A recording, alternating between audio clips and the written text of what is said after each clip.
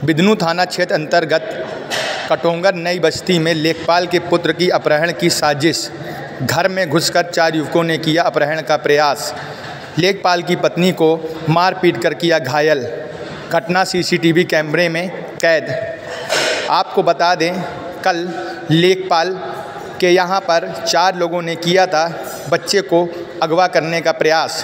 तमंचे के दम पर किया था अगवा करने का प्रयास। इस पूरे घटनाक्रम में अज्ञात युवकों द्वारा लेखपाल की पत्नी को मारपीट भी की गई थी। मेरा नाम अरुणा त्रिपाठी है। कल क्या घटना हुई? भैया नॉर्मली 2 लोग आए थे। पहले मेरे सामने तो एक ही लोग आए थे, पानी मांगा और मांग करके चले गए। फिर थोड़ी देर में मतलब वो लड़का आया, बोला हम खाना खा रहे हैं और पानी ख़त्म हो गया, तो बच्चे से फिर मांगा, तो हमने कहा जाके दे दो जाके। उसने पानी दिया, फिर बोला कि घर में कोई है? जिसने कहा मम्मा है, तो बोला मम्मा को बुला दो। मम्मा को बुलाए। हम जब गए, बस यहीं खड़े थे, पास में उससे 2 हाथ की दूरी पे खड़े थे, तो उसने पूछा कि ये प्रभाकर का घर है क्या? तो हमने कहा नहीं। बोले वो जो मतलब कब्जा करवाते हैं प्रभाकर, तो हम प्रॉपर्टी डीलिंग का काम करते हैं। हमने कहा नहीं, ये आलोक कुमार त्रिपाठी लेखपाल का घर है।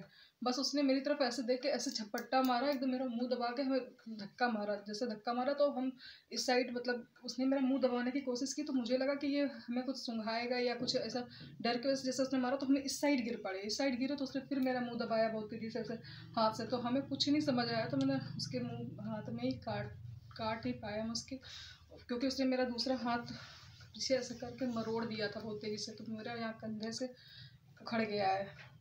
अच्छा, पुलिस को आपने सूचना दी है? नहीं, हमने 112 नंबर डायल किया था। उस टाइम पे तो हम कुछ कर ही नहीं पाए, क्योंकि हम अंदर फ़ोन रख के आए थे।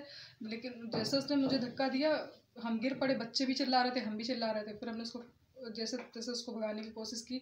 वो सब एकदम से, जैसे उसने मुझे धक्का दिया, सब एकदम से घुस आए सारे, और वो रिवॉल्वर लिए थे और बटन दबा करके मतलब मारना चाहते थे, जो भी करना चाहते थे। हम समझ नहीं पाए बिल्कुल से, लेकिन किसी ने बाहर से आवाज़ लगाई, भागो लोग आ रहे हैं, तो वो सब जल्दी जल्दी करके भागने लगे। जो लास्ट में जिसने मेरा मुंह दबाया था, वो लास्ट में ही भाग पाया था।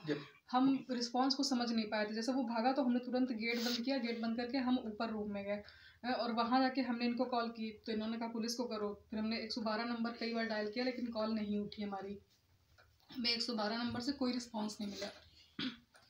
और उसके बाद से फिर हमने इनको कॉल की, इन्होंने भी 112 नंबर डायल किया, कोई रिस्पॉन्स नहीं मिला। इनको आने में करीबन 150-2 घंटे लग गए थे। 2 घंटे के बाद मेरे इतना दर्द हो रहा था हाथ में, असहनीय दर्द था। डॉक्टर साहब आए, इन्होंने फ़ोन किया, उन्होंने दवाइयाँ दी। उसके बाद से फिर हमने जा कर के चौकी में रिपोर्ट की। आपको पता है कि आपने जो दर्ज कराया है उसमें आपने अपराध का भी जिक्र किया था, जब पुलिस के द्वारा केवल मारपीट और लूट की को ही दिखाया गया है। हमें ये चीज़ नहीं पता कि उन्होंने क्या दिखाया है, लेकिन जो रियलिटी है वो यही है कि उन्होंने मतलब मेरा मुंह दबा करके हमें, मतलब मेरा ये हैंड को पीछे पकड़ के ऐसे मरोड़ा था, मतलब पीछे कर दिया था, जिससे मेरे कंधे में चोट आ गई है।